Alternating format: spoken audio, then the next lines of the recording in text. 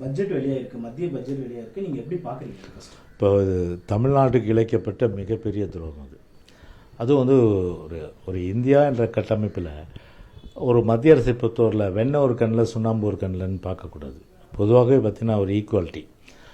பீகாருக்கு வந்து 26,000 கோடி ஒதுக்க முடியுது, அதே போல் ஆந்திர பிரதேசுக்கு 15,000 கோடி ஒதுக்க முடியுது. இங்கே தமிழ்நாடுடைய தேவைகள் பார்த்திங்கன்னா பெரிய அளவுக்கு யானை பசின்னு சொல்லக்கூடிய அளவுக்கு பெரிய தேவைகள். ஆனால் ஒரு சோளப்பொரி அளவு கூட வந்து தமிழ்நாட்டுக்கு வந்து கிடைக்காது என்பது ஒரு மிக மிக வந்து ஒரு தமிழர்கள், அது தமிழ்நாடு அவ்வளோ பேரும் இன்றைக்கி வந்து ஒரு பெரிய அளவுக்கு வந்து ஒரு மிகவும் வந்து கண்டனத்துக்கும் ஒரு வருத்தப்படக்கூடிய ஒரு விஷயமா இருக்குது.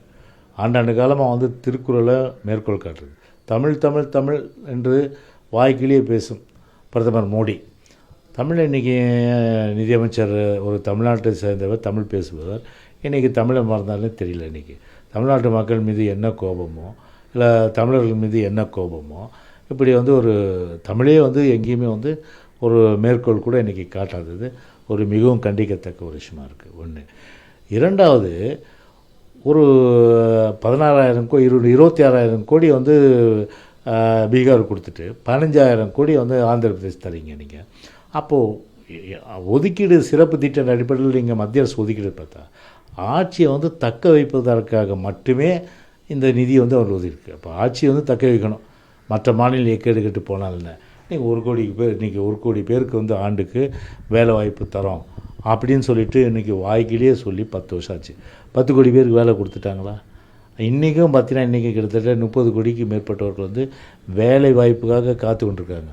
தமிழ்நாட்டில் கிட்டத்தட்ட 60 லட்சம் பேர் இன்றைக்கி வேலை வாய்ப்புக்காக இளைஞர்கள் இன்றைக்கி காத்துட்ருக்காங்க. அவங்க எதிர்காலம் என்ன கேள்விக்குரியது? அவங்க எதிர்காலம் கேள்விக்குறியாக்குறதுக்கு அதுக்கு வந்து பதில் இல்லை.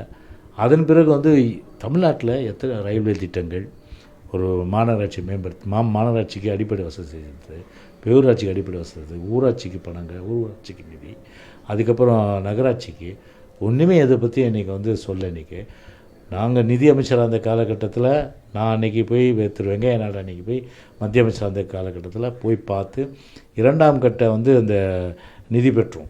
அதாவது ஃபேஸ் 2ன்னு சொல்லுவாங்க மெட்ரோ ரயிலுக்கு. அதுக்கு வந்து அப்போ பூர்வாங்க வேலைலாம் நடந்தது. திமுக ஆட்சி வந்து அதில் வந்து சுணக்கம், நிதி வாங்கிறது கூட வக்கில்லை. நான் சொல்கிறது இத்தனையும் பார்த்தா 40 பேர் வந்து எம்பியாக இருந்து என்ன பிரயோஜனம் சொல்லுங்கள்?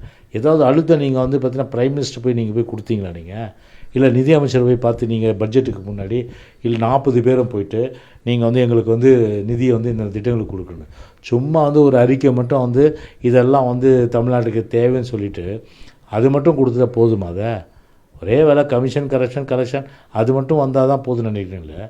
தமிழ்நாடு எக்கேடு போனால் என்ன? மத்திய அரசு பணம் கொடுத்தா கொடுக்காத என்ன? மத்திய அரசு நமக்கு நிதி ஒதுக்கினா சரி. வெள்ள பாதிப்பு ஏற்பட்டது, கடுமையான அளவுக்கு வெள்ளம் பாதிப்பு ஏற்பட்டது. அஸ்ஸாம் கொடுக்குறீங்க, அதே போல் இமாச்சல பிரதேஷ் கொடுக்குறீங்க, அதே போல் உத்தரகாண்ட் கொடுக்குறீங்க. 3 மாதத்துக்கு கொடுக்க முடியுது. ஏன் தமிழ்நாட்டுக்கு வந்து நிதி கொடுக்கல? வெள்ளத்தால் பாதிக்கல தமிழ்நாடு? குறுவை பயிரிடுற விவசாயிகள் எவ்வளோ பெரிய அளவுக்கு இன்றைக்கி பெரிய கஷ்டம். அது வந்து மத்திய அரசு அவங்களுக்கு ஏதாவது சிறப்பு நிதி போட்டு கொடுத்தது, அது அவங்க பயிரெல்லாம் அடிச்சது. அது சிறப்பு நிதி போட்டு எந்த விதமான நிதியும் ஒதுக்கீடு செய்யலை. வருமான வரம்பு இன்றைக்கி என்ன? இன்றைக்கி ஐடி கம்பெனிலேருந்து எல்லாம் நடுத்தர வர்க்கம்லாம் சாதாரணமாக 10லேருந்து 15 லட்சம் சம்பாதிக்கிறாங்க. அவங்களுக்கு போய் 10 லட்சம் சம்பாதிச்சா அதுக்கு ஒரு ஸ்லாபு, 7 லட்சம் சம்பாதிச்சா அதுக்கு ஒரு ஸ்லாபு. ஏன் 10 லட்சத்துக்கு வந்து வருமான வரி இல்லைன்னு சொல்லிட்டு போக வேண்டியது தானே? அதை 15 லட்சத்துக்கு வந்து சம்பாதிச்சா வருமானம் ஆயிட்டுனா 30% டேக்ஸுன்னா அப்போ எவ்வளோ சம்பாதிக்கிறதெல்லாம் டேக்ஸாக தான் கட்டணும். அப்போ நீங்கள் டேக்ஸை வாங்கி யாருக்கு கொடுப்பீங்க? வடக்கு கொடுப்பீங்க. அப்போ வடக்கு வாழ்கிறது, தெற்கு தேய்கிறது. அந்த மாதிரி தான் வந்து ஒரு கண்ணோட்டம் இன்றைக்கி மத்திய அரசு பார்க்குறது. அதனால் முழுக்க வந்து ஒரு பட்டை நாமம். இதை வந்து இந்த விடியாத இந்த திறனற்ற திமுக அரசை பொறுத்தவரை சும்மா இதெல்லாம் கேட்காதுங்க. இன்றைக்கி அவங்களுக்காக இன்றைக்கி நாங்கள் குரல் கொடுக்குறோம். அப்படி இருக்கிற ஒரு நிலைமை இன்றைக்கி இந்த அரசுக்கு. இவ்வளோ எம்பி மக்கள் கொடுத்துருக்காங்கன்னா மத்தியில் வந்து போராடி வாதாடி நம் பெருக்கு தான் கொடுத்தாங்க. ஆனால் போராடவும் இல்லை, வாதாடவும் இல்லை, ஓமையாக வந்துட்டு இன்றைக்கி அவங்க வந்து தமிழ்நாட்டுக்கு மத்திய அரசு துரோகம் இழைக்கிறதுக்கு இவங்களும் ஒரு காரணமாயிட்டாங்க. வரவேற்கத்தக்க அம்சங்கள் ஒன்றுமே இல்லைன்னு நினைக்கிறீங்களா?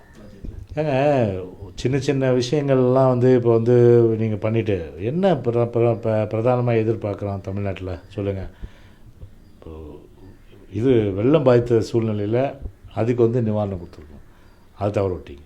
எவ்வளவோ மத்திய அரசில் திட்டங்கள் வந்து பெண்டிங் இருக்குது, அதுக்கு கிளியரன்ஸ் கொடுத்தீங்களா நீங்கள்? முதல்ல ரயில்வே மேம்பாலங்கள், அதை ரயில்வே கடவு வசதி, அதாவது புதிய ரயில் வழித்தடங்கள், அதே போன்று இது புதிய தொழிற்சாலைகள் மத்திய அரசு நிறுவனம் மூலமாக கொண்டு வருது. அதே போல் வேலைவாய்ப்பு பிரத்யேகமாக உருவாக்குறதுக்கு மத்திய அரசுக்கு, அதே போல் மற்ற சில துறைகள் மெட்ரோ ரயிலுக்கு அதுக்கு இன்னும் பணம் வரலது. அது கிட்டத்தட்ட 62,000 கோடி ரூபா ப்ராஜெக்ட்டு. அப்போ வந்து எங்கள் ஆட்சி காலத்தில் அன்றைக்கி போட்ட ப்ராஜெக்ட், அதுக்கு பணம் வரல. இப்படியெல்லாம் வந்து அதுதானே எதிர்பார்க்குறோம். இன்றைக்கி நீங்கள் சும்மா மட்டும் வந்து 1, 2, 3, 4, 5, 6 லிட்டர்னு சின்னதாக சொல்லிட்டீங்கன்னா அதெல்லாம் வந்து பெருசாகிடுமா? அதை பற்றி இல்லை. ஒரு லாங் ரனில் தமிழ்நாட்டுக்கு ஒரு நீண்ட கால ஒரு தொலைநோக்கு பார்வையோடு தமிழ்நாட்டை வந்து ஒரு வளர்ச்சி பாதைக்கு, ஒரு பொருளாதார ஏற்றத்துக்கு கொண்டு போகின்ற வகையில் மத்திய அரசு, குறிப்பாக மோடி அரசு எந்த திட்டங்களும் இது கொண்டு வரவில்லை. இது திட்டங்கள் வந்து அறிவிக்கப்படவில்லை. ஒரே விஷயம் என்னென்னா, அவங்க வந்து ஆட்சியை தக்க வைக்கிறதுக்காக ஆந்திராவுக்கும் பீகாருக்கும் அந்த சிறப்பு நிதி கொடுத்துருக்காங்க. அப்போ பார்த்தீங்கன்னா இது இந்த பட்ஜெட்டே வந்து ஆந்திராவுக்கும் இது பீகாருக்கும் உண்டான பட்ஜெட்டாக தான் இதை வந்து பொதுமக்கள் பார்க்குறாங்க.